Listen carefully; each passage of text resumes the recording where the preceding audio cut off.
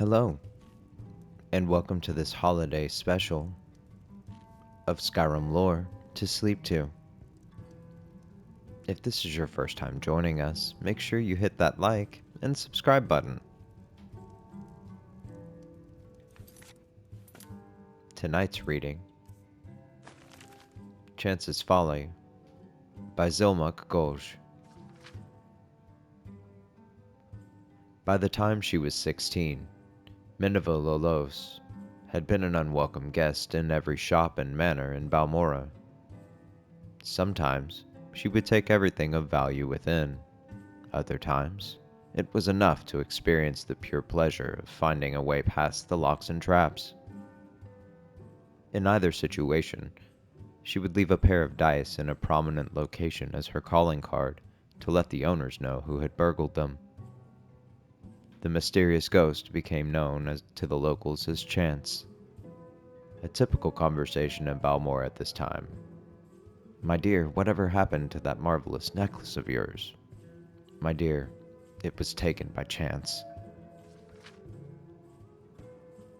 The only time when Chance disliked her hobby was when she miscalculated and she came upon an owner or a guard. So far, she had never been caught or even seen, but dozens of times she had uncomfortably close encounters. There came a day when she felt it was time to expand her reach. She considered going to Vivek or Nisus, but one night at the Eight Plates, she heard a tale of the Haran ancestral tomb, an ancient tomb filled with traps and possessing hundreds of years of the Haran family treasures. The idea of breaking the spell of the Haran tomb and gaining the fortune within appealed to Chance, but facing the Guardians was outside her experience.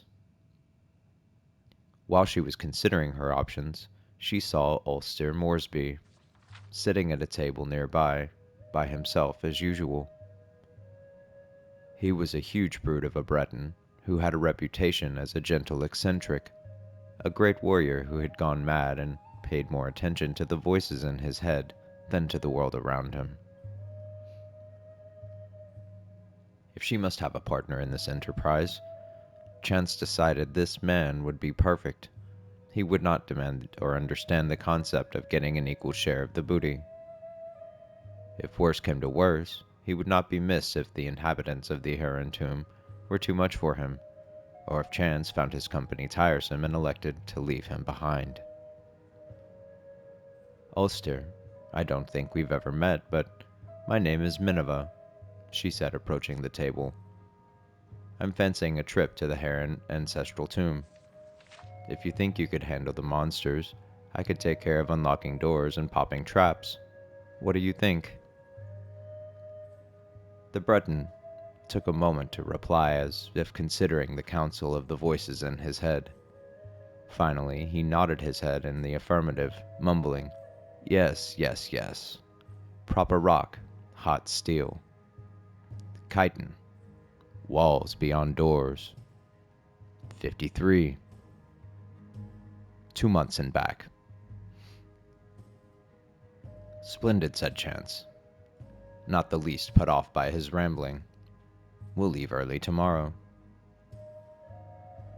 When Chance met Ulster the next morning, he was wearing chitin armor and had armed himself with an unusual blade that glowed faintly of enchantment. As they began their trek, she tried to engage him in conversation, but his responses were so nonsensical that she quickly abandoned the attempts. A sudden rainstorm swelled over the plain, dousing them, but as she was wearing no armor and Ulster was wearing slick chitin, their progress was not impeded. Into the dark recesses of the Heron tomb they delved. Her instincts had been correct. They made very good partners. She recognized the ancient snapwire traps, deadfalls, and brittle backs before they were triggered, and cracked all manners of lock: simple tumbler, combination, twisted hasp, double catch, varieties from antiquity with no modern names, rusted heaps that would have been dangerous to open if one possessed the actual key. Ulster, for his part, slew scores of bizarre fiends, the likes of which Chance, a city girl, had never seen before. His enchanted blade's spell of fire was particularly effective against the Frost Atronox. He even saved her when she lost her footing and nearly plummeted into a shadowy crack in the floor. "Not to hurt thyself," he said, his face showing genuine concern. "There are walls beyond doors, and 53. Drain ring. 2 months and back. Proper rock. Come, Mother Chance." Chance had not been listening to much of Ulster's babbling, but when he said Chance, she was startled. She had introduced herself to him as Minerva.